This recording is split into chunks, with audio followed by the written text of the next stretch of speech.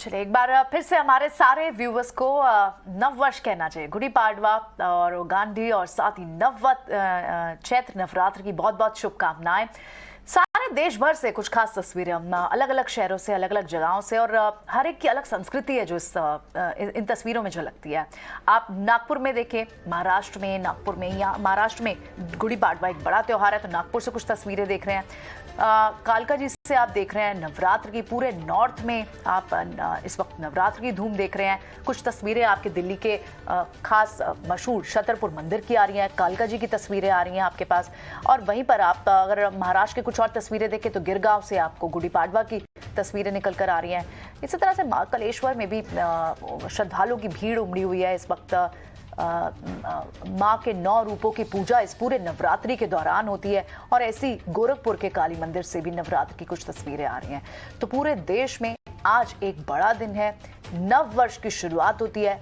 Parsi community के लिए भी नवरोज जो कल एक शुरू हुआ, गुड़ी पाड़वा जो एक नव वर्ष की नए साल की शुरुआत करता है, नई उम्मीदों की शुरुआत करता है, और 9 देवियों के आशीर्वाद के साथ नवरात्र की भी धूमधाम से इस वक्त तस्वीरें आप देख पा रहे हैं पूरे देश से जो निकल कर आ रही है।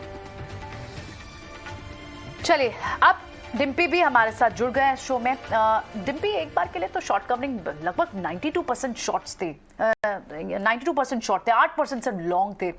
उम्मीद थी एक शॉर्ट कवरिंग का बाउट आएगा, लेकिन कोई बहुत बड़ी फॉलो अप बाइंग नहीं आई। बाजार में आज भी जो चेस करना चाह रहे होंगे उनको तो निराशा ही हाथ लगी। क्या कल एक्सपायरी से पहले किसी तरह का डेटा पॉइंट चेंज होते हुए दिख रहा है?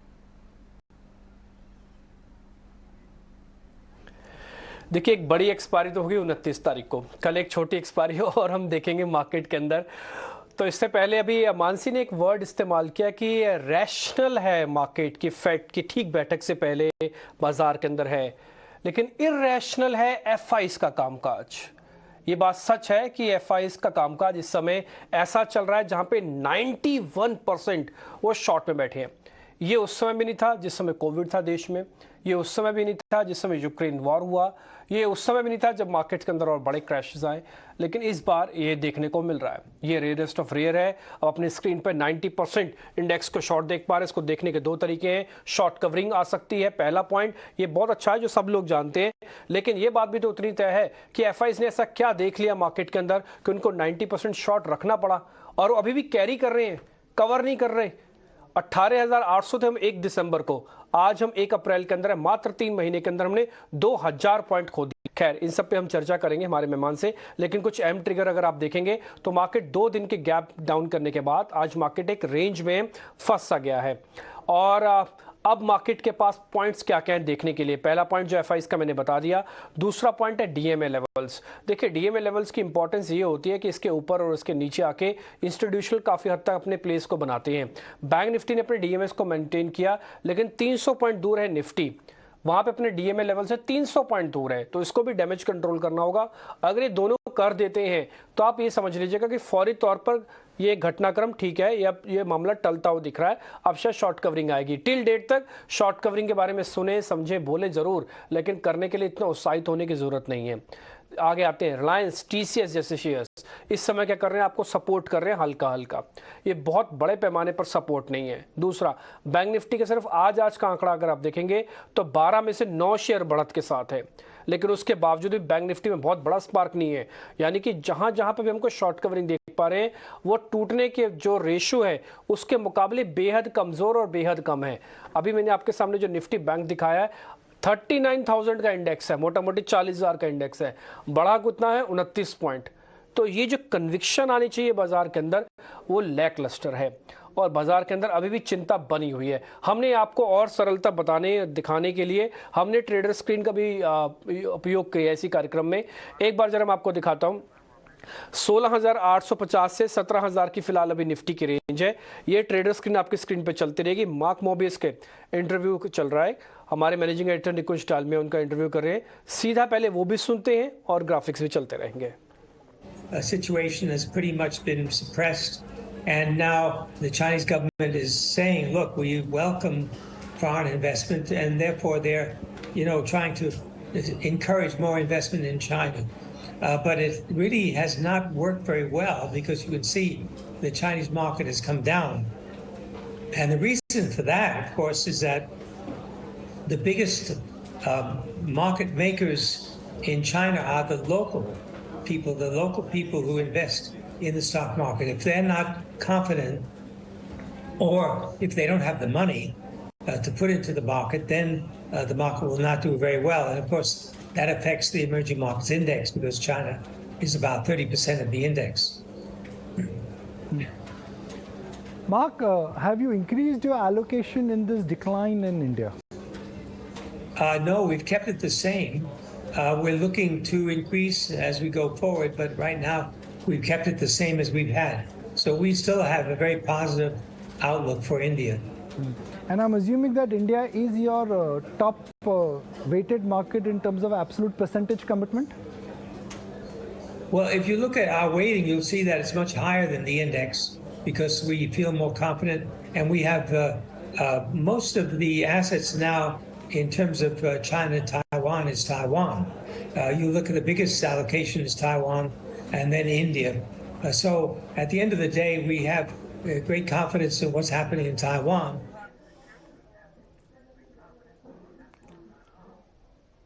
ये जो इंटरव्यू हो रहा है इंग्लिश में हो रहा है, लेकिन उसको हम हिंदी में कन्वर्ट करके आपके सामने रखने की कोशिश कर रहे हैं। जो अहम बातें बता रहे हैं मार्क मोबियस, उसको हम हिंदी में कन्वर्ट करके आपके सामने रख रहे हैं। दो बातें उन्होंने अहम कही हैं। पहला तो पूरी दुनिया के बारे में कहा कि कन्फ्यूजन की स्थिति है मार्केट्स में।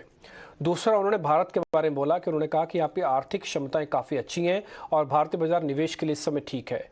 मोटा मोटी क्रक्स ऑफ द स्टोरी अब तक जितनी हमने चर्चा सुनी उस हिसाब से कुछ और पॉइंट्स आपकी स्क्रीन पर आते रहेंगे। मेरे साथ एक खास मेहमान जुड़ रहे हैं आज, ज्योतिर्वर्धन जयपुरिया। उनसे जरा करते हैं बातचीत। मार्केट के पुराने वेटरन हैं, इस तरह की कई उतार चढ़ाव उन्होंने देखे हैं। ऐसे एक लैकलस्टर मार्केट के अंदर भी कैसे अपनी सूझबूझ को बनाए रखना है, ये उनसे बेहतर कोई नहीं हो सकता। बहुत ही शांत रहते हैं, कम बोलते हैं, लेकिन जब बोलते हैं बहुत पक्का बोलते हैं। ज्योति, बिल्कुल ठीक बोल रहा हूँ? आप बोलते कम है लेकिन जब बोलते हैं बहुत पक्का बोलते हैं, ठीक है ना?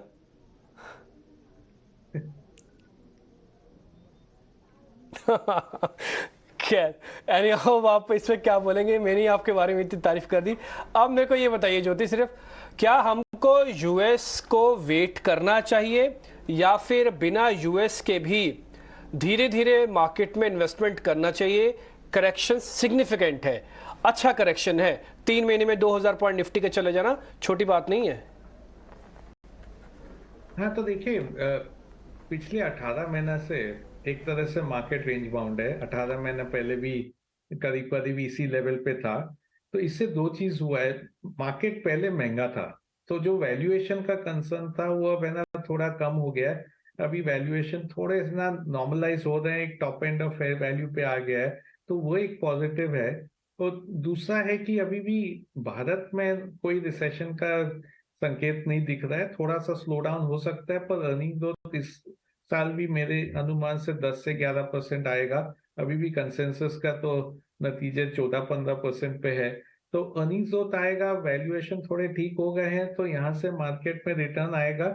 बड़ा रिटर्न का उम्मीद नहीं करना चाहिए, क्योंकि अभी भी थोड़ा ना फेड के और ये जो बैंकिंग क्राइसिस हो रहे हैं उसका ओवरहैंग रहेगा मार्केट पे। पर यहाँ से पॉजिटिव रिटर्न आने की आशंका है अगले 1 साल में। Jyotirvardhan ji, good afternoon. Mansi this side. सही कहा आपने, एक बैंक क्राइसिस आया, महंगाई की चिंता तो थे ही, और ग्लोबल सेंटिमेंट्स में भी काफ़ी हद तक हमने वॉलेटिलिटी दिखी, जिसके चलते ग्लोबल मार्केट्स में तो काफ़ी उठापटक रही। लेकिन अनिश्चितताओं के माहौल में भारतीय बाजार के लिए कहाँ पर नज़र रखी जाए? कौन से सेक्टर्स पसंद आ रहे हैं पोर्टफोलियो में निवेश करने का, या अच्छे खासे सेक्टर से जुड़े स्टॉक्स को अपने पोर्टफोलियो का हिस्सा बनाने का ये सही वक्त है? ये मानना है दिग्गजों का। क्या आप भी इस राय से इत्तेफाक रखते हैं, और अगर हाँ तो कौन से स्पेसेस हैं आपके रेडार पर? हाँ मानसी, तो अभी क्या है, जैसे मैंने कहा, वैल्यूएशन थोड़ा नॉर्मल हो चुके हैं और भारत में अभी भी ग्रोथ आएगा, तो उस हिसाब से हर एक का ना लेवल पे खरीदना चाहिए लॉन्ग टर्म के लिए। हम लोग के दो थीम है। एक तो ना भारत का डोमेस्टिक बाजार अच्छा करेगा, जो इंटरनेशनल बाजार है वो इतना अच्छा नहीं करेगा इकोनॉमी की तरफ से और बाजार की तरफ से। तो डोमेस्टिक सेक्टर पे ज्यादा ध्यान देना चाहिए, इंटरनेशनल सेक्टर पे थोड़ा कम ध्यान देना चाहिए। डोमेस्टिक के अंदर कंजम्पशन थोड़ा वीक रहेगा और कैपिटल फॉर्मेशन ज्यादा रहेगा, तो इसलिए कैपिटल गुड सेक्टर, सीमेंट, ये 2 सेक्टर्स पे हम लोग के ध्यान है, जो है ना हम लोग काफी अच्छा लग रहा है, वहां पे ओवरवेट है। दूसरा बैंक्स भी पिछले साल काफी अच्छा किया था, पिछले साल हम लोग बहुत बुलिश थे बैंक्स पे। अभी थोड़ा बैंक्स में कंसोलिडेशन हो रहा है, पर डाउन टिक पे बैंक्स भी लेना चाहिए क्योंकि ये भी अगले 2 साल में अच्छा रहेगा। तो ये 3 सेक्टर अच्छे रहेंगे। इसके अलावा एक और थीम है जो है ना, रॉ मटेरियल जहां जहां लास्ट ईयर परेशान कर रहा था, रॉ मटेरियल के कारण मार्जिन गिर चुके थे, वो सेक्टर्स में मार्जिन वापस से बढ़ जाएंगे इस साल, क्योंकि सबके ना कमोडिटी प्राइसेस नीचे आ गए हैं और वो सेक्टर में मार्जिन इंप्रूवमेंट देखने को मिलेगा। तो वहां पे भी एक है ना ध्यान रखना चाहिए निवेशकों को। गुड आफ्टरनून ज्योति। एक चीज़ और समझना चाहेंगे, इस वक्त बड़ी बड़ी ब्रोकिंग फर्म्स के जो व्यूज़ निकल कर आ रहे हैं उनके हिसाब से इंडिया काफ़ी अट्रैक्टिव भी हो गया है। और आप चाहे CLSA का व्यू देखें, सिटी का व्यू देखें, बोफा का व्यू देखें, बियरेस्ट सेंटिमेंट में, क्योंकि good price and good time doesn't come together, bar bar view यही बन के आ रहा है कि अब इस वक्त बाजार इंडिया पर नज़र होनी चाहिए। भारतीय बाजार अट्रैक्टिव होते जा रहे हैं, रिस्क रिवॉर्ड रेशियो फेवरेबल होता जा रहा है। अगर इसी स्टेटमेंट को लें तो आपको कौन सी बड़ी पॉकेट्स हैं जिनमें काफ़ी पिटाई हुई और अब वहाँ मौके अच्छे बनते दिख रहे हैं? तो यही देखे तो अपने, जैसे मैंने जिक्र किया था, जहां जहां कमोडिटी प्राइसेस के कारण लास्ट ईयर है ना मार्जिन प्रेशर में थे, वो सेक्टर्स वापस है ना इस साल अच्छा करेगा। तो एक तो है सीमेंट में ये क्वार्टर में भी देखने जाए तो 150 से 200 रुपये एबिटा पर टन बढ़ जाएगा, क्योंकि है ना उनके रॉ मटेरियल प्राइसेस गिर चुके हैं। तो सीमेंट प्राइसेस नहीं बढ़ रहे, सीमेंट के दाम है ना उधर ही पड़े हैं, पर फिर भी है ना एबिटा पर टन 150-200 रुपया बढ़ जाएगा। तो इसके कारण सीमेंट एक सेक्टर है जो अच्छा करेगा। दूसरा यही थीम पे एक सेक्टर है सेरेमिक्स, जो है ना टाइल्स कंपनी है जैसे, तो टाइल कंपनी लास्ट ईयर काफी खराब किए थे। कई कंपनी में 20-25% की शेयर प्राइस में गिरावट आ गई थी, क्योंकि गैस जो उनके रॉ मटेरियल है, गैस के दाम है ना काफी बढ़ गए थे और वो पास ऑन करने में टाइम लगा था। अब गैस के दाम भी थोड़े घट रहे हैं और है ना सेरेमिक प्राइसेस भी थोड़े बढ़ा दिए हैं। तो इसके लिए वापस मार्जिन नॉर्मलाइजेशन आएगा, इस साल मार्जिन बढ़ जाएंगे, इसके शेयर प्राइस गिर चुके हैं। तो ये एक और सेगमेंट है जहाँ पे ना पैसा बन सकता है, जहाँ लोग को है ना देखना चाहिए।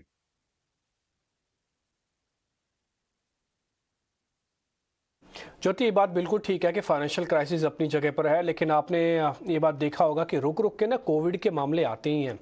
अभी मैं आपको बिल्कुल एक लेटेस्ट खबर बताता हूँ। देश के प्रधानमंत्री 4:30 बजे आज एक बैठक करने जा रहे हैं, जो कि हाई लेवल कोविड को लेकर फिर से बैठक हो रही है। ये रिव्यू बैठक है और ये बढ़ते हुए कोविड के केसेस वापस से हैं। इसमें कोई दो राय नहीं है कि पहले जैसा खतरा नहीं है, लेकिन फिर भी कोविड की जैसी कोई खबर आती है तो मार्केट शायद इसको उल्टा ना ले ले, यानी कि और प्रेशर ना बन जाए। ऑलरेडी वैसे ही काफ़ी प्रेशर है। आप इसको कैसे देखते हैं? 4:30 बजे आज कोरोना की स्थिति को लेकर देश के प्रधानमंत्री बैठक करने जा रहे हैं। तो देखिए, मैं एक तरह से पॉजिटिव देखता हूँ कि है ना अपना सरकार जो है दो एक्टिव मेजर ले रहा है। अभी जो केसेस है वो बढ़ रहे हैं, नीचे लेवल से बढ़ रहे हैं, पर एक तरह से देखे तो बहुत कम है अभी भी। जो अपने पीक में देखे थे रोज के ना 4 लाख केसेस हो रहे थे, और अभी तो कोई गिनती चुनी केसेस है उसके बावजूद। पर है ना प्रोएक्टिव मेजर ले रहे हैं, शायद है ना सबको वार्निंग दे देंगे। पर अभी ग्लोबली देखने मिला है कि जो ये कोरोना के केसेस है अभी, वो पिछली तरह एकदम है ना उस जहाँ हॉस्पिटल जा रहे थे वो सब नहीं हो रहा है। लोग को जनरली बुखार हो रहा है, 2-4 दिन वीकनेस रहता है, पर ठीक हो जाते हैं। तो एक तरह से सरकार का है ना अच्छा है कि बैठक कर रहे हैं। अभी है ना संकेत दे सकते हैं लोग को कि भाई थोड़ा मास्क है ना पहन के रखो, थोड़ा सावधानी बरतो, थोड़ा ऐसा जो सैनिटाइजर्स है उसको वापस से ना यूज करना चालू करो। पर उसके अलावा मेरे को नहीं लगता कि कोई जो है ना आज पिछले बार हो गए थे, लॉकडाउन हो गया था, वो सब कुछ होने वाला नहीं है। जी, आपका शुक्रिया हमारे साथ जुड़ने के लिए और बाजार पर अपना नजरिया इन डिटेल हमारे साथ शेयर करने के लिए। तो क्लियरली सीमेंट सेक्टर है, कैपिटल गुड स्पेस है, केपिक्स थीम है, जो कि बाजार में काफी एक्शन दिखा सकते हो। आने वाले दिनों में भी इनमें ग्रोथ ट्रिगर्स जो है बनते हुए दिखेंगे, ये मानना है ज्योतिवर्धन जयपुरिया का। चलिए आगे बढ़ते हैं, हमारी टेक्निकल पैनल को भी हमारे साथ जोड़ते हैं, क्योंकि बाजार में इस वक्त अगर आप देखेंगे 17,100 के आसपास निफ्टी में कामकाज है। बिकवाली का दबाव बैंक निफ्टी में लाल निशान पर आ चुका है। बैंक निफ्टी इस वक्त अगर देखेंगे 39,872 के लेवल। सुदीप शाह हमारे साथ जुड़ गए हमारी टेक्निकल पैनल पर, और साथ ही राहुल भी हमारे साथ हैं। Sudeep, good afternoon. कैसे रीड कर रहे हैं मार्केट्स को? आज स्ट्रैटेजी क्या बना रहे हैं? वीकली एक्सपायरी से ठीक एक दिन पहले और यूएस फेड की बैठक का अनाउंसमेंट आज रात को आएगा, जिस पर हम कल रिएक्ट करेंगे। गुड आफ्टरनून मानसी जी। एब्सोल्युटली आज मॉर्निंग से अगर हम देखें तो थोड़ा सेल ऑन राइज का तो माहौल बना हुआ है और लैकलस्टर है। इनफैक्ट 17,120 तो ये अभी आज लो अभी टूटा है। बट हम पूरा दिन अगर लगातार देखें तो 17,140 135 से लेके 155-60 के आसपास ही 30-35 पॉइंट में निफ्टी ट्रेड कर रहा था और बैंक निफ्टी भी लगातार 100-150 पॉइंट के अंदर ही ट्रेड कर रहा है। तो और ये एक्सपेक्टेड है इवेंट से पहले। पर एक इंपॉर्टेंट चीज ये हो रही है ना कि जैसे डिम्पी जी ने अभी बताया कि पूरी दुनिया अभी ये FII लॉन्ग शॉर्ट रेशियो के बारे में डिस्कस करी और सबको पता है कि 90% अगर शॉर्ट्स है तो एक अच्छा कुछ ट्रिगर आ गया तो शॉर्ट कवरिंग आ सकता है। एंड मुझे लग रहा है कि शायद से हम probably we might not witness that short covering in the next 2 days कि जब सब एक्सपेक्ट करें कि कल और परसों वो शॉर्ट कवरिंग हुआ है तो शायद से कल और परसों ना आए और वो अगले वीक आ जाए और हम शायद से वो 17,016-950 वाला जो एक सपोर्ट जोन है वो वापस से रिटेस्ट करें। क्योंकि अगर हम देखें तो आज जो कल का जो हाई था 17,127 का, निफ्टी आज गैप अप होके कल के हाई के नीचे आ चुकी है और सिमिलरली बैंक निफ्टी में भी 39,970 का जो कल का हाई था आज गैप अप के बाद बैंक निफ्टी अब उसके नीचे सस्टेन कर रही है। तो कहीं ना कहीं एक प्रॉफिट बुकिंग का मूव लग रहा है और स्पेसिफिकली और ये जो पूरा रैली आया है नीचे से उसमें बहुत कम स्टॉक्स ने कंट्रीब्यूट किया है। अगर हम देखें रिलायंस, ICICI बैंक, तो very few stocks have contributed और जो IT आपका एक मेन अगर कंपोनेंट है इंडेक्स का वही नहीं चल रहा है तो थोड़ा चैलेंजिंग होगा और बैंक निफ्टी 40,300 पे एक रेजिस्टेंस आ रहा है। तो मुझे ये लग रहा है कि एक कल के लिए अगर एक रणनीति भी बनानी है तो बहुत ज्यादा एक्सपोजर लेके ना जाए, एक इवेंट आ जाने दीजिए, let us wait for tomorrow morning क्या मार्केट वर्डिक्ट देता है इसको। एंड ओवरऑल अगर हम सपोर्ट देखें तो 17,030 और 17,000 का मुझे लग रहा है बहुत इंपॉर्टेंट सपोर्ट है और रेजिस्टेंस 17,210 और 230 का है। अगर हम ये 14 और 15 मार्च का अगर हाई देखें तो वो भी 17,220 17,230 के करीब था और आज भी अगर हम निफ्टी का हाई देखें तो वो भी रफली अराउंड सेम एरिया में है। तो निफ्टी ने वो रेजिस्टेंस क्रॉस नहीं कर पा रहा है तो 17,230 जब तक क्रॉस ना हो तब तक हम ये 16,900 और 17,230 के रेंज में रहेंगे और डिप्स पे खरीदारी करें जो स्ट्रॉन्ग स्टॉक्स है जहां पे मिड कैप में जैसे ऑयल मार्केटिंग कंपनीज है, फिर आदित्य बिरला कैपिटल है या वैसे जो सिलेक्टिव इक्का दुक्का स्टॉक्स जो है SRF है तो वहां पे थोड़ी मिड कैप ओरिएंटेशन में अगर जो स्टॉक्स आउट परफॉर्म कर रहे हैं मिड कैप इंडेक्स और निफ्टी को, मेरे हिसाब से हमारी रणनीति यही होनी चाहिए कि एक स्टॉक स्पेसिफिक अप्रोच रखें और इंडेक्स को ये 200-300 पॉइंट में कंसोलिडेट करने दें और एक ब्रेकआउट आएगा 17,230 के ऊपर तब हम वहां पे फुल फ्लेज हम एग्रेसिव होके बाई करेंगे। ठीक है, ऑल राइट। तो 2-3 बातें आपकी व्यू पॉइंट रही। आपने कहा कि एक तो कंसेंसस ट्रेड बनता जा रहा है शॉर्ट कवरिंग का, लेकिन जब कंसेंसस होता है वो जरूरी नहीं उस दिन हो जाए। कब आएगा शॉर्ट कवरिंग अबाउट कहना मुश्किल है अभी। और 17,200 के रेजिस्टेंस को जब तक बाजार क्रॉस नहीं करता आप यहाँ से लॉन्ग बिट्स नहीं लेंगे, आप स्टॉक स्पेसिफिक रखेंगे जहाँ स्ट्रेंथ दिख रही है। राहुल भी हमारे साथ दूसरे एक्सपर्ट, उनसे भी समझते हैं। राहुल, ये तो सुदीप का व्यू रहा, क्या आप कोई कॉन्ट्राबेट यहाँ लेंगे इस एंटिसिपेशन में कि आज, क्योंकि कहीं ना कहीं जेनेट येलन की एक कमेंट्री से एटलीस्ट इतना वाइब तो लग गया है कि बाजार अब ये एक्सपेक्ट करके चल रहा है कि शायद फेड कोई बड़ा हाइक नहीं लेने वाला है। अगर आज कुछ ऐसा पॉजिटिव आ जाता है बाजार के लिए जिसके एंटिसिपेशन में यूएस मार्केट्स चल भी रही हैं तो शायद हम भी पार्टिसिपेट करें। क्या कोई कॉन्ट्रा ट्रेड लेंगे आप आज यहाँ बाय का? नमस्ते प्रियंका। तो पहले तो लास्ट टाइम आपके शो में हमने कहा था कि 17,100 के ऊपर सेल ऑन रैली का मार्केट था और वहीं से मार्केट जो है 350 पॉइंट नीचे की तरफ गिरा। करंटली सेल ऑन रैली का मार्केट अभी तक नहीं है। करंट जो टेक्सचर है मार्केट का लो लास्ट टाइम भी हमने कहा था कि 16,720 lower side of the range है और 17,500 जो है upper side of the range है। 17,000 पे आप देखेंगे तो इतने ज्यादा मात्रा में पुट सेलर्स हैं कि अगर मार्केट 17,000 या 16,900 भी आता है, जब तक ये पुट सेलर्स अपना क्वांटिटी कम नहीं करते हैं या स्क्वायर ऑफ नहीं कर देते, मार्केट रिबाउंड होता रहेगा। हैविंग सेड दैट, बहुत ही एक इंटरेस्टिंग डेटा पॉइंट है जो टुवर्ड्स द नेगेटिव साइड है, जो सबको ध्यान में रखना चाहिए। वो ये है कि जैसे इंडिया विक्स होता है निफ्टी के लिए, बॉन्ड मार्केट का अगर आप वॉलेटिलिटी इंडेक्स देखें तो वो कोविड लेवल के थोड़ा ऊपर पहुंच गया है अभी। दैट इज वन थिंग जो सभी दर्शकों को एक बार एक नजर डालना पड़ेगा। Having said that, currently sell on rise जैसे मैंने कहा नहीं है, बाय का भी अभी सिचुएशन नहीं है। न्यूज एक्शन के बेसिस पे मार्केट साइडवेज घूमता रहेगा और any long position should be initiated only above 17,500 और अगर आप शॉर्ट इनिशिएट करना चाहते हैं तो 17,000 के नीचे शॉर्ट इनिशिएट करें ओनली इफ जो पुट राइटर्स है उनका OI कम हुआ है, नहीं तो 16,720 के नीचे ही शॉर्ट इनिशिएट करें, नहीं तो नहीं करें। ठीक है, यानी कि कुल मिला के योगेश की बात सिर्फ यही है कि अभी शॉर्ट करने का समय नहीं है, लॉन्ग करने का समय नहीं है, सिर्फ वेट एंड वॉच करें, देखें समझें। वो बड़ी वजह इसलिए क्योंकि एक तो यूएस फेड का एक आना है नतीजा, दूसरा अभी आप जो नीचे खबर देख पा रहे हैं ना ब्रेकिंग के अंदर, देश के प्रधानमंत्री एक बैठक करने जा रहे हैं, वो आज है। ये बैठक इसलिए भी इम्पॉर्टेंट है क्योंकि ये हाई लेवल की बैठक है। इसके अंदर न केवल सरकार के नुमाइंदे होंगे बल्कि देश के प्रधानमंत्री खुद इसकी अध्यक्षता कर रहे हैं। दूसरी इंपॉर्टेंट बात, कोविड के केसेस तेजी से बढ़ रहे हैं। सरकार फौरी तौर पर ये बात सुनेगी ज़रूर, हो सकता है रिस्ट्रिक्शन ना लगाए लेकिन एक बयान जारी कर सकते हैं। जो बेसिक पालन होते हैं, मास्क लगाना, ये सब चीज़ें, हो सकता है इसी को लेकर आए। यहाँ तक मामला अगर आ गया तो बाजार इसको समझता है, जानता है, ठीक है, prevention is better than cure. लेकिन अगर इससे कहीं ज़्यादा मैटर आता है तो मार्केट के लिए एक हैम्पर होगा, एक प्रॉब्लमेटिक सिचुएशन हो जाएगी कि पहले हम इकोनॉमिक प्रॉब्लम से जूझ रहे हैं और दूसरा अब फिर सामने कोविड वाला मैटर फिर से आ रहा है। और ध्यान रखा जाए 2-3 साल बाद फिर से आ रहा है, सारी इंडस्ट्री फ्लरिश कर रही है और फिर से कोविड वाला मैटर ना निकल के आ जाए। ये तो है पहली इंपॉर्टेंट बात। अब आते हैं दूसरी इंपॉर्टेंट बात पे, जो फेड के बैठक से क्या निकल कर आ सकता है। गैस करना मुश्किल है लेकिन बहुत सारी चीज़ों को पुराने एक्सपेरिमेंट से, पुरानी हिस्ट्री से जांचा परखा जा सकता है। पूजा ने यही काम किया, पोल भी बनाया, गैस से बातचीत भी की, पूरा एक व्यू पॉइंट भी लिया। आइए सुन लेते हैं पूजा से कि फेड जब बैठक करेगा उसके बाद क्या आउटकम आ सकता है। एक बार उस पूजा से समझते हैं। पूजा बताएं आप।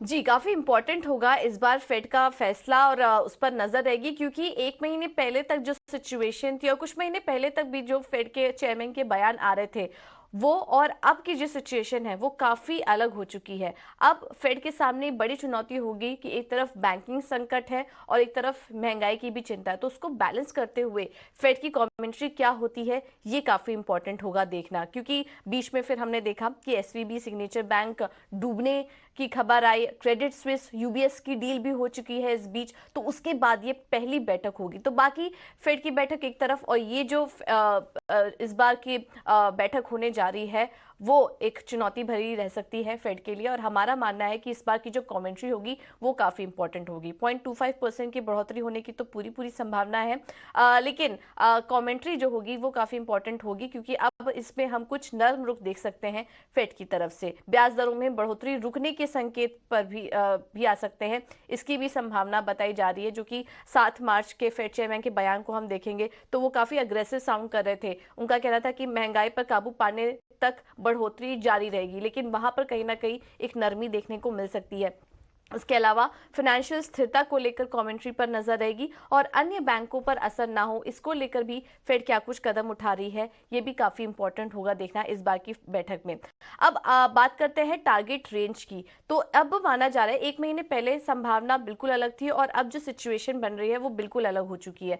अब जो मौजूदा रेंज बताई जा रही है वो 4.5 से 4.75% की बताई जा रही है, जिसकी कि 41% संभावना है। एक महीने पहले इसकी 0 प्रोबेबिलिटी थी कि ये रेंज रह सकते हैं, तो 5% के नीचे अब टारगेट रेंज आ चुका है।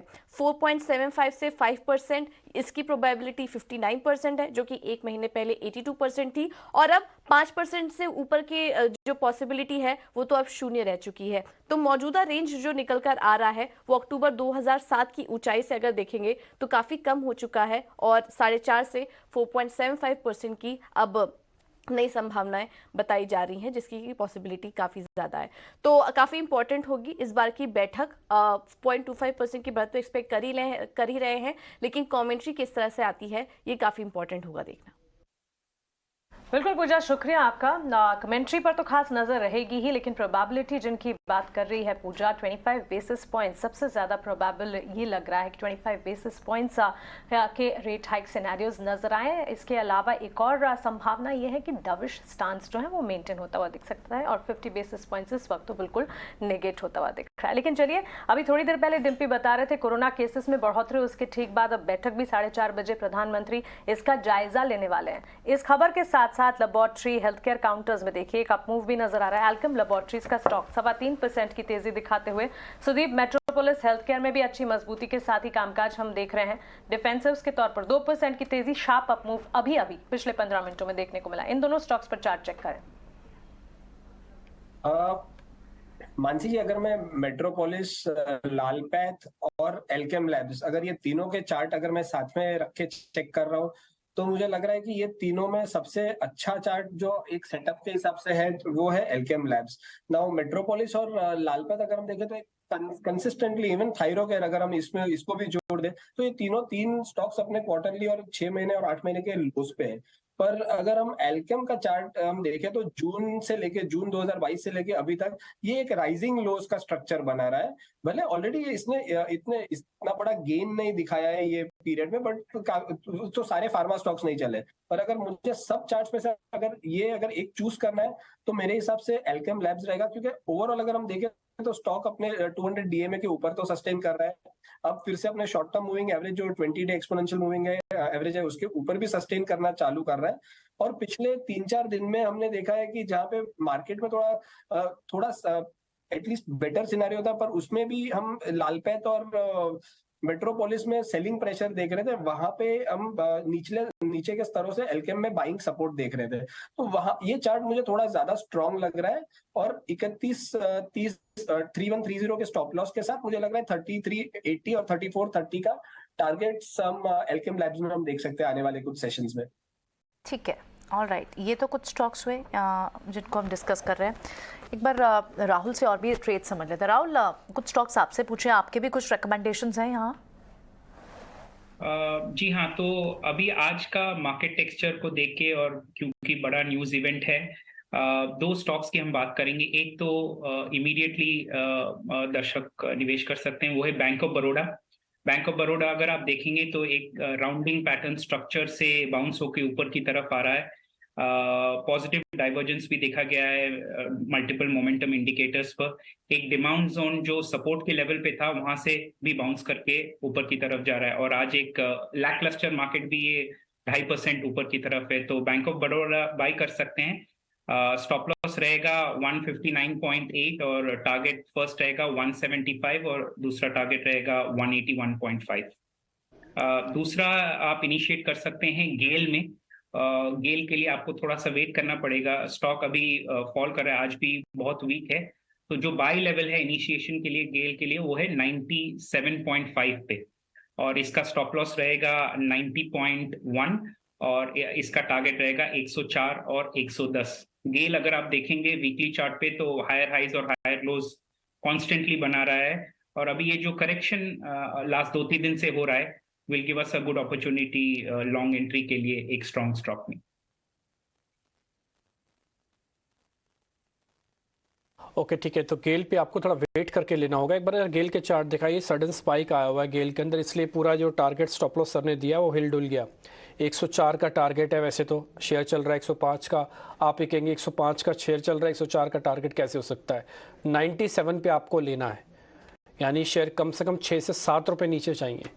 उस केस में 91 बनेगा, उस केस में 104 आपका टारगेट बनेगा गेल का। नहीं तो गेल को फिलहाल के लिए आप इस ट्रेडिंग लिस्ट से 1 मिनट के लिए बाहर निकालिएगा। देखिए आपको सामने लिखा होगा टारगेट 104, शेयर आ गया 105, और ये सडन स्पाइक आप देख पा रहे हैं अपनी स्क्रीन पर। तो आप क्लियरली वॉच कर रहे कौन कौन से लेवल पे हमको एंट्री एग्जिट करना है, जो राहुल अभी आपको बता रहे थे। खैर एनी हाउ, सुदीप आपका कोई शेयर बच गया क्या? आपने बता दी सर सारे शेयर? नहीं मैं डिस्कस किया, बट स्टॉक स्पेसिफिक हमारा डिस्कशन बाकी है। मेरे 2 पिक्स है ये मार्केट में। अभी जो हिसाब से हम देख रहे हैं कि लास्ट कुछ हफ्तों से अगर हम देखें तो एक एसआरएफ के स्टॉक में एक बॉटम फॉर्मेशन हमें दिख रहा है 2150-2200 के लेवल के आसपास, और पिछले 5-6 दिन से स्टॉक बहुत बढ़िया कंसोलिडेट कर रहा था 2260 और 2320 के बीच में। और कल हमने देखा एक सिमेट्रिकल ट्रायंगल ब्रेकआउट तो था, बट वो वॉल्यूम के साथ भी था, और ओपन इंटरेस्ट में भी हमें बढ़ोतरी दिख रही है। तो आज स्टॉक ने आज के मूव के साथ एक फॉलोअप एक्शन के साथ 200 डीएमए के ऊपर स्टॉक निकल गया है वॉल्यूम के साथ। तो मुझे लग रहा है यहाँ पे एक राइजिंग पैटर्न है, और यहाँ पे एक वॉल्यूम का भी एक्सपेंशन है अपसाइड पे। तो 2330 के स्टॉप लॉस के साथ 2450 का टारगेट मुझे लग रहा है एसआरएफ में आ सकता है। और ये out of all chemical stocks ये सबसे बढ़िया लग रहा है अभी। और आदित्य बिरला कैपिटल ये दूसरा स्टॉक है जो मुझे अच्छा लग रहा है अभी, बिकॉज आदित्य बिरला कैपिटल अगर हम देखें तो हमने इसके पहले भी शो पे डिस्कस किया था 145-150 के लेवल से, और कितना भी मार्केट में पिछले 1.5-2 महीने में फॉल आया हो, ये स्टॉक वैसे का वैसा ही 145 और 155 के बीच में अड़ा रहा है। तो एक सेंस ऑफ स्टेबिलिटी है, सेंस ऑफ स्ट्रेंथ है और आउट परफॉर्मेंस हमें ये स्टॉक में दिख रहा है। और आज भी हम देख रहे हैं कि मार्केट फ्लैट है, काफी स्टॉक में सेलिंग प्रेशर भी है ऊपर से, जो पिछले 2-3 दिन से चल रहे थे। पर आदित्य बिरला कैपिटल में एक अच्छा बाइंग सपोर्ट निचले स्तरों से आ रहा है। स्टॉक अपने 200 डीएमए से तो ऊपर है, 50, 100, 200 डीएमए से ऊपर है और 10 डे मूविंग एवरेज के ऊपर भी पिछले 2-3 दिन से सस्टेन कर रहा है, जो उसका शॉर्टेस्ट मूविंग एवरेज होता है। और वो एक सेंस ऑफ स्ट्रेंथ दे रहा है और मुझे कन्विक्शन दे रहा है कि यहाँ से स्टॉक अगर हम 151, 152 के स्टॉप लॉस से खरीदे तो 163, 165 के टारगेट्स बहुत जल्द आ सकते हैं। एंड ये काइंड ऑफ मार्केट वॉलेटिलिटी से थोड़ा ये बचा के रख रहा है ये स्टॉक पिछले कुछ 1-2 महीनों से। तो मुझे लग रहा है इवेंट के पहले अगर कोई दूसरा स्टॉक लेके जाना है तो उससे अच्छा तो आदित्य बिरला कैपिटल थोड़ा ज्यादा मुझे स्टेबिलिटी दे देगा। ठीक है, तो ये तो आपके स्टॉक्स हुए सुदीप, जिस पर आपको कन्विक्शन स्ट्रॉन्ग बैठ रहा है। बहुत इंटरेस्टिंग स्टॉक राहुल ने भी यहाँ शेयर किया, वो है गेल का स्टॉक। और गेल के स्टॉक पे एक जो न्यूज़ पे निकल कर आ रही है वो इसके प्रपोज टैरिफ हाइक को लेकर आ रही है। गेल की जो पाइपलाइन के लिए PNGRB ने जो टैरिफ जो तय किया है, जो प्रपोज किया है, वो कितना % हाइक हो सकता है, इस पर डिटेल सौमीत से समझते हैं। और बहुत इंटरेस्टिंग चीज़ है, आज जितनी बड़ी ब्रोकरेज हाउसेस के व्यूज हैं उसमें सिटी का व्यू भी गेल पर पॉजिटिव है। आइए पहले एक बार न्यूज़ समझते हैं, फिर इसे डिस्कस करते हैं। अभी अगर आप देखेंगे तो गेल इंडिया का सबसे बड़ा गैस ट्रांसमिशन कंपनी है और जो इंटीग्रेटेड टैरिफ अभी PNGRB ने डिसाइड किया है, जो कि 1 अप्रैल से एप्लीकेबल होगा कंपनीज के पाइपलाइंस पे, वो है 58.61 पर MMBTU का। अब दो चीज़ें इसमें ध्यान रखनी होगी। पहला तो ये जो रेट PNGRB ने डिसाइड किया है वो गेल ने जो मांगा था रेट उससे 10 रुपया कम है। गेल ने करीब 68.55 का मांगा था, बट PNGRB ने ये रेट क्यों कम सेट किया है, क्योंकि PNGRB के हिसाब से आगे चल के गैस के प्राइसेस कम होंगे, जिसमें एक्चुअली हमें गिरावट देखने को मिली है। और PNGRB के हिसाब से जो कैपिटल एक्सपेंडिचर रिक्वायरमेंट या मेंटेनेंस रिक्वायरमेंट होगा वो भी थोड़ा कम हो सकता है। इसी कारण PNGRB ने 58.61 रुपीज़ पर MMBTU का रेट डिसाइड किया है। बट FY22 में जो रेट था गेल के पाइपलाइंस का, जो वेटेड एवरेज रेट था, उससे अभी जो रेट डिसाइड किया है वो करीब 38% हायर है। FY22 में ये रेट करीब 42.4 का था। तो ये फिर भी काफ़ी बड़ा पॉजिटिव अनाउंसमेंट आया है गेल के लिए। बट चूंकि काफ़ी सारे एनालिस्ट ने ऑलरेडी इसको बेक्ड इन कर दिया था अपने एस्टिमेट्स में, जो अभी रेट फाइनलाइज हुआ है उसके हिसाब से अगर हमने जिस एनालिस्ट से बात किया उसके हिसाब से अभी भी जो एस्टिमेट्स है एनालिस्ट में, उसमें करीब 5 to 7% का फिर भी अपसाइड देखने को मिल सकता है FY24 के नंबर्स पे। तो ये एक पॉजिटिव अनाउंसमेंट देखने को मिल रहा है गेल की तरफ से। और हमें ये भी पता चल रहा है कि most probably company post market जो है एक एनालिस्ट कॉल सेट करने वाली, जहाँ पे वो बाकी डिटेल्स शेयर करने वाले हैं इस टैरिफ को लेके। तो उसमें हमें और ज़्यादा डिटेल्स मालूम पड़ेंगे और क्लियर पता चलेगा कि कितना एबिट और EPS बेनिफिट्स हो सकता है आगे चल के गेल पे। तो ध्यान में रखिएगा गेल का स्टॉक। अमित, शुक्रिया ये खबर के लिए। तो गेल को लेकर ये बड़ी खबर और बड़ी पॉजिटिव खबर इस वक्त आती हुई दिख रही है। PNGRB ने पाइपलाइन टैरिफ जो है उसे डिसाइड किया है और जो नए टैरिफ है वो 38% ज़्यादा है FY22 के लेवल्स जो थे उससे, जो कि 42 MMBTU के थे। और नए टैरिफ जो हैं, नए टैरिफ रेट्स जो हैं 1 अप्रैल से लागू होते हुए दिखेंगे। एनालिस्ट कॉल का इंतजार रहेगा और इसके टेक अवेज भी हम आप तक जरूर पहुंचाएंगे। तो चलिए, ये तो गेल पर एक बड़ी खबर और गेल पर हमने डिस्कशन भी थोड़ी देर पहले किया, लेकिन लॉजिस्टिक्स स्टॉक्स का जिक्र भी करना चाहेंगे। और राहुल, आप ही बताइए, VRL लॉजिस्टिक्स के स्टॉक में एक सडन अपसर्ज नजर आ रहा है।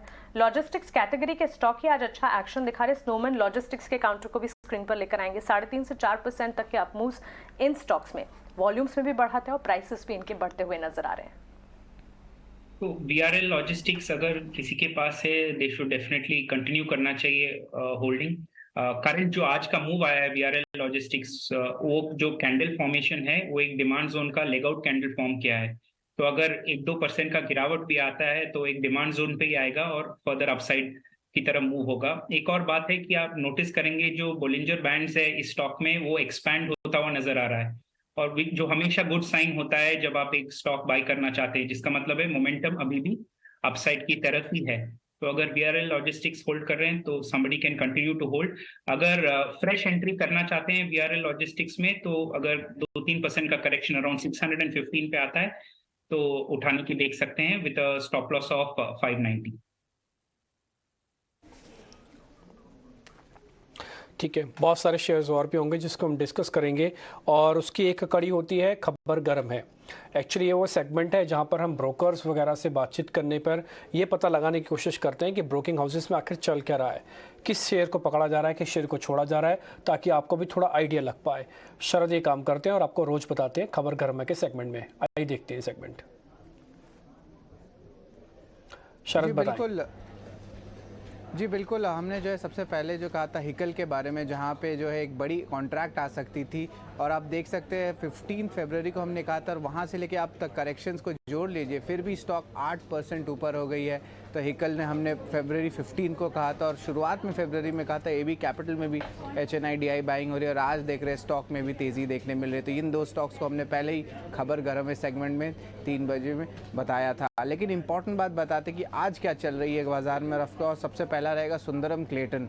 ये एक होल्डिंग कंपनी है TVS मोटर्स की, लगभग 50% स्टेक है इनका और इनका ऑलरेडी जो रीस्ट्रक्चरिंग एक्सरसाइज है वो एक्सपेक्टेड है कि वो जल्दी कंप्लीट होने वाला है और अगले 1 महीने में डीमर्ज हो सकती है उनकी ऑटो की जो पार्ट्स की बिजनेस है वो लेके। ऑफकोर्स NCLT अप्रूवल्स आ चुके हैं और जो एक्सेस कैश होती है वो शेयर होल्डर्स को रिटर्न होने वाले हैं। अब ये कैसे रिटर्न होंगे, वो प्रेफरेंस शेयर से होंगे और ये ऑलरेडी अनाउंस है, लेकिन जो रिकॉर्ड डेट है वो अगले 2 दिन में होने वाली है। तो इन स्टॉक पे ज़रूर आप फोकस रखिएगा रिस्ट्रक्चरिंग और स्पेशल सिचुएशंस थीम को लेके।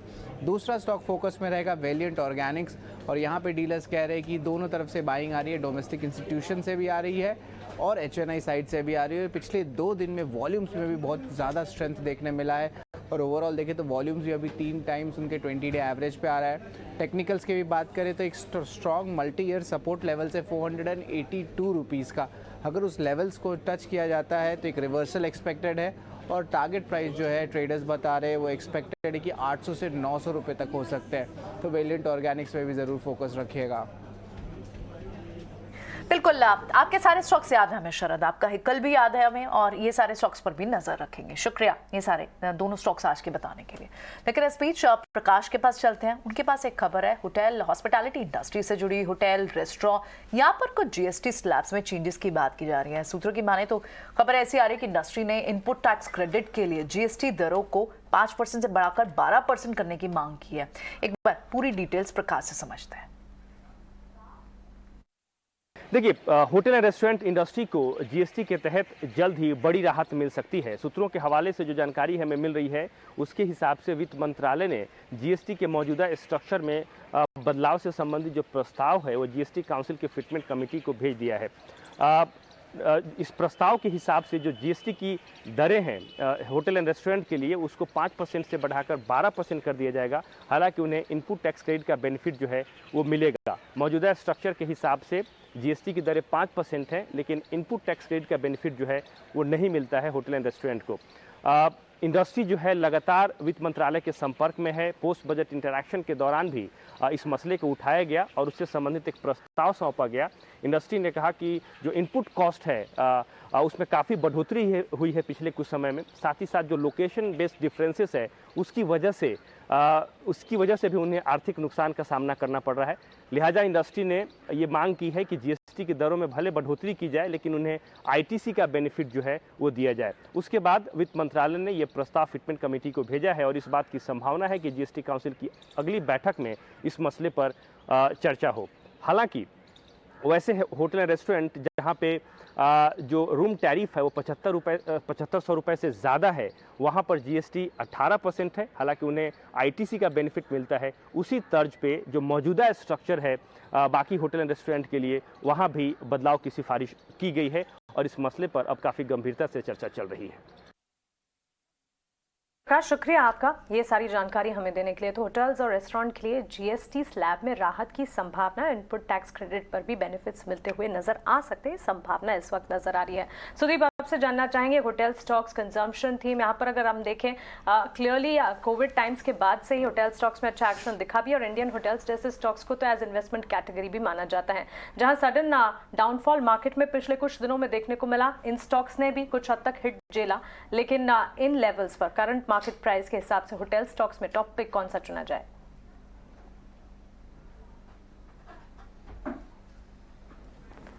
Sudeep, please unmute yourself. ठीक है। तो मानसी जी, मैं अगर ये ताज जीवीके है, फिर EIH होटल है, फिर इंडियन होटल है, ये 3 स्टॉक मैं देख रहा हूँ, तो उसमें से 2 स्टॉक्स थोड़ा बेटर लग रहे हैं मुझे, जैसे कि ताज जीवीके है। तो ताज जीवीके ने भी 130 से लेकर 230 तक का एक मूव किया था, उसके बाद 38-40% स्टॉक रिट्रेस कर चुका है, और अब फिर से अपना जो 200 DMA है 178-180, ये उसके ऊपर पिछले कुछ दिनों से सस्टेन कर पा रहा है। अगर ये न्यूज पॉजिटिव, अगर जो न्यूज के बारे में हम डिस्कस कर रहे हैं और वो रियल में आ गई, तो मुझे लग रहा है ये स्टॉक्स के लिए एक बहुत अच्छे सपोर्ट जोन से रिबाउंड होगा। तो ताज जीवीके एक अच्छा स्टॉक है। और दूसरा इंडियन होटल्स, अगर हम इंडियन होटल्स भी देखें तो 310 305 का जो लेवल है, पिछले कुछ सेशन से हमने देखा है 305 310 का ये बहुत अच्छा सपोर्ट बैंड स्टॉक ने होल्ड किया हुआ है। पर मार्केट नहीं चल रहा है, इसके वजह से हम 318 320 के आसपास इसमें एक रेजिस्टेंस भी हम देख रहे हैं।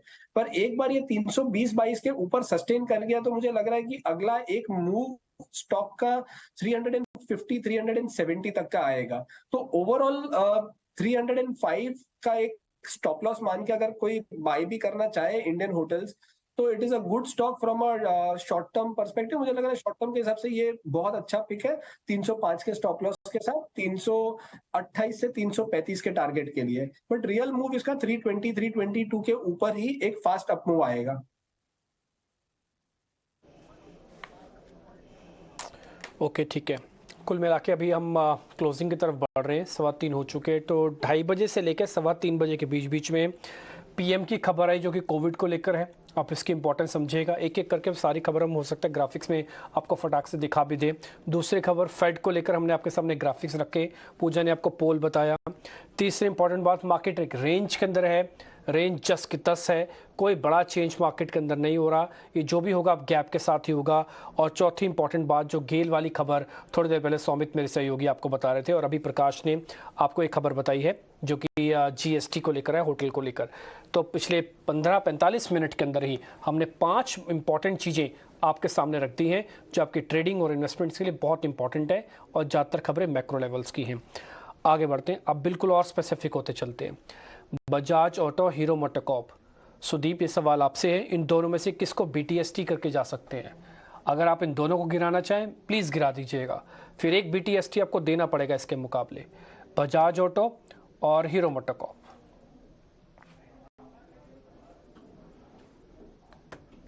आपने जो डिम्पी जी जो सवाल पूछा बहुत आसान था एक्चुअली, दोनों को गिराने की तो जरूरत नहीं है। एक हीरो मोटो जो है वो तो ऑलरेडी एक डाउन ट्रेंड में ही है और हर एक राइस पे वहां पे सेलिंग प्रेशर आ रहा है। इतना ये डाउन ट्रेंड इतना स्ट्रांग है कि स्टॉक अपना 10 डे एक्सपोनेंशियल मूविंग एवरेज के भी ऊपर नहीं जा पा रहा है पिछले 1.5-2 महीने से। और 2750 से हमने एक सीरियस फॉल 2350-2300 के लेवल तक देखा है।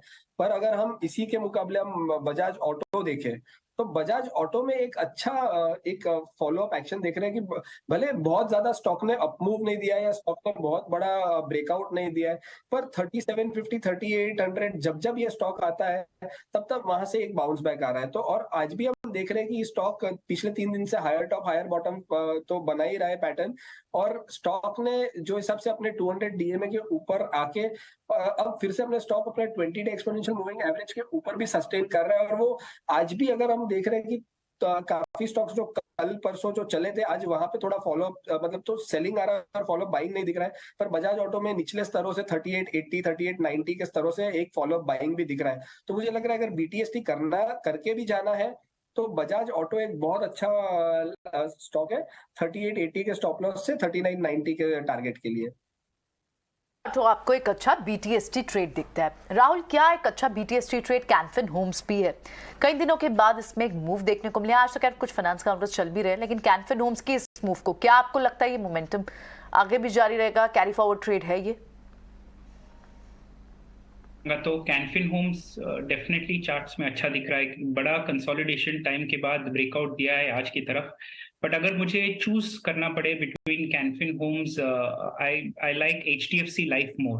तो HDFC लाइफ भी एक बहुत ही छोटे रेंज से ब्रेकआउट होके आज 20 DMA के ऊपर इसका क्लोजिंग दे रहा है और stock is closing close to the high of the day. High के एकदम पास क्लोज हो रहा है स्टॉक। ये सेक्टर एक्चुअली बहुत ही बीटन डाउन है बजट के बाद। आप देखेंगे HDFC लाइफ, SBI लाइफ और ये बीटन डाउन नेम्स में HDFC लाइफ का चार्ट जो है सबसे बेहतरीन लग रहा है। एक और पॉइंट जो है बड़े टाइम फ्रेम पे पॉजिटिव डाइवर्जेंस के बाद ये ब्रेकआउट आया है, जो एक एडिशनल फैक्टर हो सकता है। तो BTST के लिए भी और शॉर्ट टर्म के लिए भी HDFC life is looking good, charts पे अच्छे दिख रहे हैं। लाइफ इंश्योरेंस प्ले में तो फोकस है ही, और वो भी इसलिए क्योंकि CLSA का अपग्रेड आया है सारी की सारी लाइफ इंश्योरेंस कंपनियों पर। HDFC life, SBI life, MFSL, ये सारे के सारे स्टॉक्स में बढ़िया मजबूती के साथ इनफैक्ट फ्लेवर है आज के, कह सकते हैं लाइफ इंश्योरेंस प्लेस करीब 3-3.5% की तेजी उन्होंने देखी है। लेकिन एक और स्पेस है मोटर इंश्योरेंस, और मोटर इंश्योरेंस सेगमेंट को लेकर एक बड़ी खबर आती हुई दिखी है। देखिए, थर्ड पार्टी मोटर इंश्योरेंस की दरें जो कि हर साल बढ़ती है, पिछली बार 2022 में ये दरें बढ़ी थी, और अब ताज़ा खबरें ये आ रही हैं कि अप्रैल से थर्ड पार्टी मोटर इंश्योरेंस की दरों में इस साल अभी बढ़ोतरी नहीं होगी। क्या है इस खबर के मायने, और ये बढ़ोतरी नहीं होने के पीछे के कारण क्या है, आइए एक बार अनुराग से समझते हैं। Anurag, insurance space in particular motor insurance को लेकर कौन सी खबरें आ रही हैं, कौन से अपडेट्स ताज़ा हैं, बताएं। 1 अप्रैल से थर्ड पार्टी मोटर इंश्योरेंस की दरों में बदलाव नहीं हो रहा है। हमारी सूत्रों से मिली जानकारी के मुताबिक इंश्योरेंस इंडस्ट्री में दरों में बढ़ोतरी के लिए रेगुलेटर को प्रस्ताव भेजा है, लेकिन रेगुलेटर जो है वो नई एक्चुरियल कैलकुलेशन करवा रहा है, इसलिए अगले 3 महीने तक दरों में बदलाव नहीं होगा, और नई दरें जो होगी अगर लागू होगी तो जुलाई से ही लागू होने की संभावना है। सामान्यतः अप्रैल के महीने में नए वित्त वर्ष की जो दरें हैं वो लागू होती है, उसमें बदलाव होता है। सिर्फ हमने देखा है कि कोविड के काल में 2020 और 2021 के अंदर दरों में बदलाव नहीं किया गया था, लेकिन पिछले साल 2022 के अंदर जो है दरें 15 से 25% तक बढ़ी थी अलग अलग सेगमेंट्स पे। और जो थर्ड पार्टी इंश्योरेंस है वो किसी भी भारत के अंदर मोटर व्हीकल एक्ट के मुताबिक गाड़ी के लिए अनिवार्य है। रोड पे अगर आप कोई भी गाड़ी चलाते हैं तो थर्ड पार्टी मोटर इंश्योरेंस जरूरी है नियमों के अंतर्गत। और नई गाड़ी जो खरीदी जाती है वहाँ पर जो 2 व्हीलर है उसके लिए 5 साल का आपको अपफ्रंट इंश्योरेंस कराना पड़ता है, और 4 व्हीलर के लिए 3 साल का इंश्योरेंस लेना पड़ता है। तो नई गाड़ी खरीदने वाले अप्रैल के महीनों में उनके लिए अच्छी खबर है कि जो इंश्योरेंस की कीमत उनको ज़्यादा देनी पड़ती वो उन्हें नहीं देनी पड़ेगी, क्योंकि अगले 2-3 महीने तक जो है थर्ड पार्टी इंश्योरेंस की दरों में बदलाव नहीं हो रहा है, और जिससे जो रिन्यूअल भी कराते हैं लोग उनको भी जो थर्ड पार्टी इंश्योरेंस की ज़्यादा कीमत चुकानी पड़ती वो उन्हें नहीं देनी पड़ेगी। ठीक है, तो ये आप इंश्योरेंस कंपनीज के बारे में बताते हुए मेरे सहयोगी अनुराग इसी सेक्टर को कवर करते हो तो इनकी खबर बड़ी शानदार होती है और एक्सक्लूसिव इन्फॉर्मेशन देते हैं ये हमेशा। 2 शेयर इंश्योरेंस के ले लेते हैं हम, लाइफ के ही जुड़े हुए हैं। एक तो HDFC लाइफ है जिसका कल डाटा काफ़ी इंटरेस्टिंग था, आज भी अच्छा चल रहा है, और दूसरा उसका कॉम्पिटिटर है SBI लाइफ। एक बार राहुल आप इन दोनों शेयर्स को चेक करेंगे, HDFC लाइफ और SBI लाइफ दोनों की आज की क्लोजिंग अच्छी है, इस पार्ट ऑफ दिस की मार्केट भी एक रेंज के अंदर, लेकिन उन्होंने सुबह से गैप दिखाया और अभी तक मेंटेन्ड है। में जैसे मैंने थोड़ी देर पहले कहा कि HDFC लाइफ हमारा प्रेफरेंस रहेगा। ये सेक्टर इस फाइनली जो डाउन ट्रेंड से बाहर निकलता हुआ नजर आ रहा है, तो पहला मूव किया है अपसाइड की तरफ। तो जनरली इनका चार्ट्स आप देखेंगे are looking good towards the positive side. However HDFC Life में इसलिए चूज कर रहा हूँ क्योंकि उसका जो क्लोजिंग आज है बहुत स्ट्रांग है, और वो मल्टीपल पैरामीटर से ऊपर की तरफ बाउंस किया है। जो मैंने बोला पॉजिटिव डाइवर्जेंस हुआ है, एक डिमांड जोन से बाउंस हुआ है, ब्रेकआउट दिया है एक नैरो रेंज से। तो क्योंकि ज्यादा फैक्टर्स HDFC लाइफ के चार्ट में पॉजिटिव साइड में दिख रहे हैं, इन दोनों में हम HDFC लाइफ को प्रेफर करते हैं। HDFC लाइफ आपको पसंद आता है, इंश्योरेंस काउंटर्स अच्छे चल रहे हैं और आगे भी मूव जारी रह सकती है। ठीक है, कुछ और स्टॉक्स देख लेते हैं जो लास्ट आवर में आपको लेकर लास्ट फ्यू मिनट्स ही रहे हैं इनफैक्ट बाजार बंद होने में। बजाज ट्विंस दोनों ही अच्छे चले आज सुदीप, बजाज फाइनेंस हो, बजाज फिनसर्व हो, और बजाज फाइनेंस अच्छी खासी एक नीचे की मूव देखकर अब रिवर्स हो रहा है। क्या इसे अभी कैरी फॉरवर्ड लेना चाहिए, इसमें मूव अभी जारी रह सकती है, या एक बार के लिए प्रॉफिट बुक कर लें? प्रियंका जी, बजाज फाइनेंस अगर हम देखें तो जो हिसाब से ऊपरी स्तरों से फॉल आया था, जैसे अभी रिसेंटली 15 फरवरी को 200 DMA से 6500 के लेवल से ये फॉल आया था। एक इंपॉर्टेंट सपोर्ट तो स्टॉक ने एक रिटेस्ट कर लिया है 5485 का, और उसके बाद पिछले 2 दिन में हम देख रहे हैं कि एक अच्छा पुल बैक आया है स्टॉक में। पर मुझे लग रहा है कि आने वाले दिनों में 5890 और 5920 ये एक इंपॉर्टेंट रेजिस्टेंस होगा। 5920 जब तक ये 5920 नहीं क्रॉस होता है तो मुझे लग रहा है तब तक ये फिर से एक वो lower top lower bottom formation बना सकता है। तो अगर बाय भी करना है तो 5920 के ऊपर मैं बायर रहूंगा इसमें विद 5800 स्टॉप लॉस। पर मैं तब तक रुकना चाहूंगा, मैं कोई बोल्ड कॉल नहीं लेना चाहूंगा बजाज ग्रुप में, बिकॉज बजाज फाइनेंस में भी 5920 का एक ये रेजिस्टेंस है। और अगर मैं बजाज फिनसर्व भी देखूं तो वो चार्ट में भी 1330 1340 का एक रेजिस्टेंस है जो एक बार क्रॉस करेगा उसके बाद ही स्टॉक में अगर हम एटलीस्ट कन्विक्शन के साथ बोल पाएंगे कि स्टॉक का बॉटम फॉर्मेशन हो रहा है। क्योंकि आज का अगर हम मूव बजाज फिनसर्व में भी देखें तो स्टॉक आज भी अपने 10 डे एक्सपोनेंशियल मूविंग एवरेज के ऊपर क्लोज नहीं दे पा रहा है, जो कि अभी 1295 1296 है। तो वहां पे वो फिर से स्ट्रगल कर रहा है ऊपरी स्तरों से। तो एक बार हमें 1330 1340 का ये जो कंजेशन एक जो लेवल है जो रेजिस्टेंस, इसको पार करके हमें एटलीस्ट वेट एंड वॉच करना चाहिए। इसके ऊपर जाएगा तो डेफिनेटली एग्रेसिवली बाय कर लेंगे, लेकिन जब तक वो नहीं होगा तब तक एक चांस है कि ये फिर से lower top lower bottom formation में रहे और हम वापस एक नए डाउनसाइड के लिए हम स्टॉक में देख पाए। बजाज ट्विंस इनफैक्ट 2 दिनों से चल रहे हैं, करीब 6% की तेजी है, लेकिन अब भी कोई कन्विक्शन ट्रेड के लिहाज से इन स्टॉक्स पर फिलहाल नहीं बन रहा है, तो वॉच लिस्ट में रखें। लेकिन इमामी पर क्या राय होगी फिर सुदीप, क्योंकि इमामी के स्टॉक में आज ऑलमोस्ट 6% के अपमूव्स आए हैं और एक खबर है बायबैक से जुड़ी जिसके चलते यहाँ पर एक शार्प अपमूव देखने को मिला और बिगेस्ट सिंगल डे गेन कह सकते हैं नवंबर 2022 के बाद इमामी के स्टॉक में आज के सत्र में देखने को मिला है।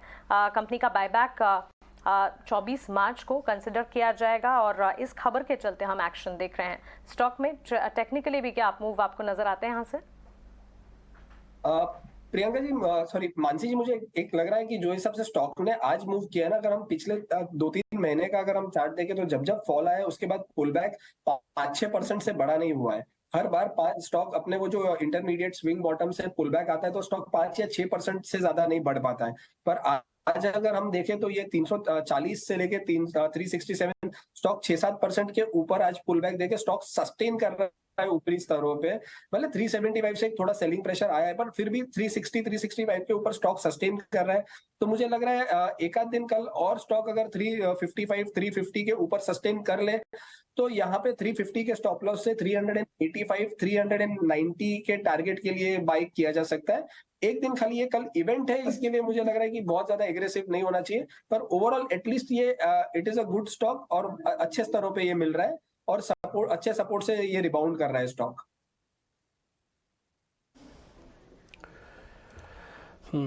अगर आप वैसे इंडाइसिस को देख रहे हैं, मतलब निफ्टी और बैंक निफ्टी को देख रहे हैं, आप में कोई एक्साइटमेंट नहीं ऐसा दिखेगा कि हमें इवेंट की तरफ हम जा रहे हैं और वहाँ इवेंट से हमको ठीक पहले कोई एग्रेसिव पोजीशंस बनानी है।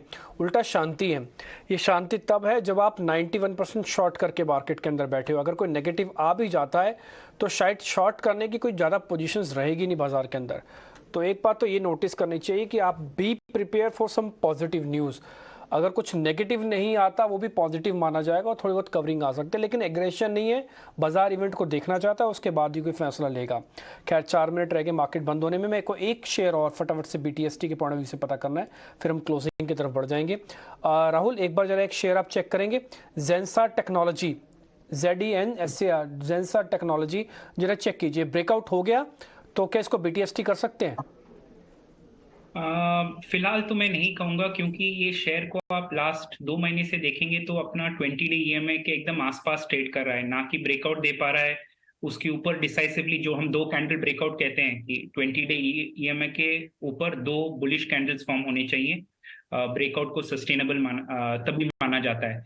तो वो अभी तक नहीं आया है, तो वो 20 डे EMA के आसपास ही एक दिन नीचे एक दिन ऊपर क्लोज हो रहा है। तो अभी तो फिलहाल BTST के लिए बेटर कैंडिडेट्स हैं, तो इसको हम सजेस्ट नहीं करेंगे। ठीक है, 3 मिनट रह गए हैं। लाल पैथ लैब BTST करके जाएं क्या? राहुल जल्दी से देख के बताओ, सिर्फ 10 सेकंड आपके पास, हाँ या ना में। लाल पैथ लैब लेके जाएं? डॉक्टर लाल पैथ लैब्स भी आई वुड से नहीं, BTST के लिए तो नहीं। अभी ये स्टॉक जो है बाहर आ रहा है अपने राउंडिंग बॉटम फॉर्मेशन से, तो 1-2 कैंडल के बाद अगर ये सस्टेन होता है देन ओनली हम रेकमेंड कर सकते हैं इसके लिए लॉन्ग जाने के लिए या बाय लेने के लिए। तब तक कन्विक्शन बाय BTST के लिए तो नहीं आ रहा है अभी फिलहाल में।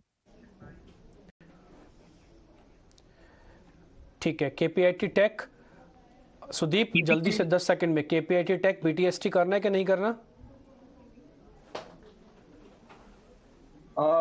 KPIT टेक भी नहीं, मुझे लग रहा है कि रुक जाना चाहिए कि आज भी ऊपरी स्तरों से थोड़ा सेलिंग प्रेशर आ रहा है 904 के जो कल के हाई के नजदीक आज एक डबल टॉप बना रहा है, but premature to say that ये डबल टॉप वर्क करेगा, बट मुझे लग रहा है एक बार रुक जाना चाहिए, BTST नहीं करना चाहिए। ठीक है, रुक जाते हैं। तो हमने इसलिए फटाफट से रैपिड फायर राउंड किया ताकि जिनके पास ये सवाल होंगे या जिनके पास शेयर्स होंगे उनको थोड़ा आइडिया लग जाएगा। क्लोजिंग की तरफ बढ़ रहे हैं, मानसी वॉल पे तैयार है आपको आज की क्लोजिंग बताने के लिए। मानसी बताएं आज की क्लोजिंग कैसे हो रही है? तो यूएस फेड का फैसला सबसे बड़ा ट्रिगर है जिसका अनाउंसमेंट आज देर रात आता हुआ दिखेगा और इस पर डोमेस्टिक मार्केट्स कल रिएक्ट करेंगे और इसी के तर्ज पर हमने आज दिन भर एक रेंज में ही कामकाज देखा। ऑफ कोर्स आज की शुरुआत पॉजिटिव रही, इस वक्त क्लोजिंग भी अगर देखेंगे तो पॉजिटिव नजर आ रही है। तो क्लियरली मार्केट्स जो हैं इस खबर से ठीक पहले काफी रैशनल अप्रोच मेंटेन कर रहे हैं और पॉजिटिविटी की तरफ ही जा रहे हैं, लेकिन रेंज में बिल्कुल हम कायम हैं और इसी के चलते कॉशियस नजरिया भी दिन भर बाजार में देखने को मिला। अब आइए सेक्टर स्पेसिफिक बाजार की अगर आज के लेवल से आज के परफॉर्मेंस की बात करें तो clearly IT sector, PSU bank, auto sector से जो कि बाजार को दिन भर संभालने का काम कर रहे थे और साथ साथ हमने डिफेंस उसमें भी देखा, कैपिटल गुड्स, फार्मा, ये सारी थीम थी जो अच्छी चल भी रही थी। और इंश्योरेंस स्टॉक या ये सेक्टर आज का हीरो कहा जाएगा क्योंकि इंश्योरेंस प्लेज में पर्टिकुलरली लाइफ इंश्योरेंस सेगमेंट में CLSA की जो अपग्रेड की रिपोर्ट आई इसके ठीक बाद हमने देखा SBI life, HDFC life, MFSL, ये सारे के सारे स्टॉक्स में काफी बढ़िया एक्शन देखने को मिला। और वो भी क्यों ना, क्योंकि यहाँ पर जो अपग्रेड्स थे क्लियरली हमने देखा जहाँ पर बाई कॉल्स थे वहाँ पर आउट परफॉर्मेंस की रेटिंग थी, कुछ तमाम स्टॉक्स में उनके टारगेट्स भी बढ़ाए गए थे और क्लियरली टारगेट्स में बढ़ोतरी जो है आने वाले दिनों में ब्रोकरेज का ये मानना है कि लाइफ इंश्योरेंस स्टॉक्स में ऑलमोस्ट 10 to 15% के अप मूव्स देखे जा सकते हैं। तो पॉजिटिव ब्रोकरेज थी जिसका असर लाइफ इंश्योरेंस प्लेस पर इस वक्त क्लोजिंग में भी आप देख रहे हैं HDFC लाइफ, SBI लाइफ और MFSL के चार्ट्स में मजबूती नजर आ रही है। इसके अलावा टॉप गेनर्स की अगर बात करें, बैंक्स फाइनेंशियल्स आगे थे, ICICI बैंक के स्टॉक को देखेंगे हरे निशान के साथ दिन भर ट्रेड करता रहा और इस वक्त भी अगर हम देखें टॉप कॉन्ट्रीब्यूटर्स की लिस्ट में ICICI बैंक का स्टॉक शामिल है। बजाज ट्विंस लगातार 2 सेशन से चल रहे हैं और ये बढ़त आज भी जारी रही, ऑलमोस्ट 6% की तेजी बजाज फाइनेंस और बजाज फिनसर्व के स्टॉक में अच्छे मूवमेंट के साथ, लेकिन टेक्निकल एक्सपर्ट का यही मानना है कि इस तेजी पर इस वक्त कोई नजरिया नहीं बनाना है, वॉच लिस्ट में रखें इन स्टॉक्स को क्योंकि ये सिर्फ 2 दिन का अपमूव है। इसे एक बार देखेंगे और अपमूव कितना डेवलप होगा इस पर नजर रखनी होगी। TCS, रिलायंस, सन फार्मा जैसे स्टॉक्स में भी अच्छा मूवमेंट देखने को मिला मजबूती के साथ और फार्मा, हेल्थ केयर और डायग्नोस्टिक में खासतौर से नजर रखनी चाहिए क्योंकि यहाँ पर काफी हद तक एक मूव बनता हुआ दिख रहा। कोरोना के केसेस भी लगातार बढ़ने शुरू हुए हैं और सरकार, अथॉरिटीज भी वापस हरकत में आ गई है। इन पर काफी हद तक एक टेक, इन पर काफी हद तक एक वॉच आउट किया जा रहा है, ऑब्जर्वेशन पे रखे जा रहे हैं इन तमाम खबरों को, इन तमाम मुद्दों को। इसी के चलते अगर स्टॉक स्पेसिफिक देखें डिफेंसिव्स में हेल्थ केयर, फार्मा, डायग्नोस्टिक बिल्कुल चलने ही चलने हैं। लूजिंग कैंडिडेट्स HDFC बैंक में आज बिकवाली थी, एक्सिस बैंक में गिरावट हावी होती रही, NTPC, कोल इंडिया और BPCL के चार्ट्स भी थे जो कि लाल निशान के साथ ही ड्यूरिंग द डे ट्रेड कर रहे थे और म्यूटेड एक्शन में ही इस वक्त क्लोजिंग भी दिखा रहे हैं। हाँ, मिड कैप में हमने अच्छा एक्शन देखा, इंडेक्स में जहां पर हमने देखा निफ्टी, बैंक निफ्टी में परफॉर्मेंस ढीली पड़ रही थी, वहीं मिड कैप स्टॉक्स में काफी अच्छा एक्शन और इंडेक्स की भी अगर बात करें हरे निशान के साथ ट्रेड वहां पर देखने को मिला। मिड कैप स्पेसिफिक इमामी का स्टॉक बायबैक से जुड़ी खबर आई, उसके ठीक बाद एक अपमूव देखने को मिला। Linde India, Alkem laboratories, doctor Lal path lab जैसे काउंटर्स थे जो कि काफी अच्छा एक्शन दिखा रहे थे। तो एक डिसेंट सेटअप रहा, एक डिसेंट सेशन देखने को मिला बाजार में। बाजार ने काफी हद तक मैच्योरली बिहेव किया। बड़ा ट्रिगर है यूएस फेड का पॉलिसी अनाउंसमेंट आना और उससे ठीक पहले अगर देखें तो आज काफी हद तक मैच्योरली मार्केट्स ने ट्रेड किया हरे निशान के साथ ही। इस वक्त क्लोजिंग 17,100 के लेवल्स को इंटैक्ट रखा है।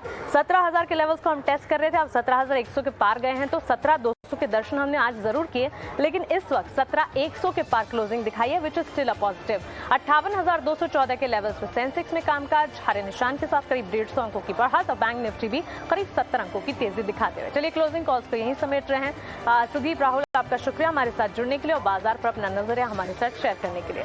फिलहाल इतना ही, लेकिन खबरों का सिलसिला लगातार जारी है। आप बने रहें ET Now स्वदेश के साथ। नमस्कार।